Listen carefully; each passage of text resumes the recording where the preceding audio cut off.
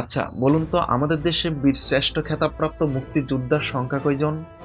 নিশ্চয়ই উত্তরটা আমাদের সবারই জানা, ৭ জন।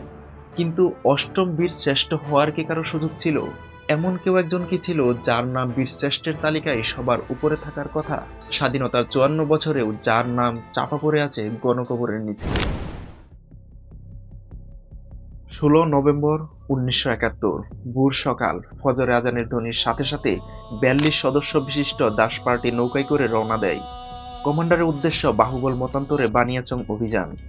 এর আগে দাঁতে দাঁত চেপে রক্তক্ষয়ী যুদ্ধ করে বদলপুর এলাকা ছাড়া করেন পাক বাহিনীতে।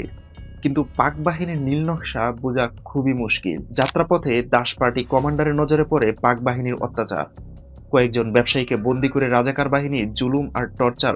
অথচ কমান্ডার বুঝতেই পারেনি এই সব কিছু ছিল পূর্ব পরিকল্পিত সাজানো মরণপাত।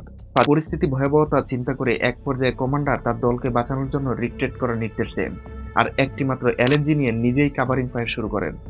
বাকি সবাইকে পাঠিয়ে দিয়ে যুদ্ধ করছিলেন কেবল ২ জন, কমান্ডার তার সহযোদ্ধা ইলিয়াস। হাতে থাকা গোলাবারুদ খুব দ্রুত শেষ হয়ে আসছিল। সকাল গড়িয়ে বিকাল, কিন্তু যাদের পাঠানো হয়েছিল তাদের একজনও আর ফেরত আসেনি রণক্ষেত্রে।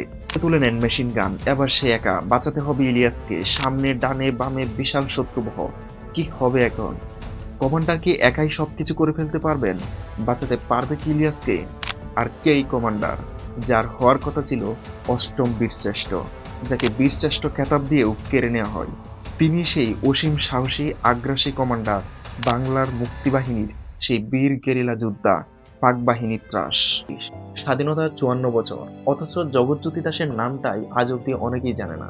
সেখানে জগৎজ্যোতি দাসের নামে সাধারণ পদক হওয়া তো দূরের কথা, একটি ফলক কিংবা একটি স্তম্ভ অব্দি হয়নি।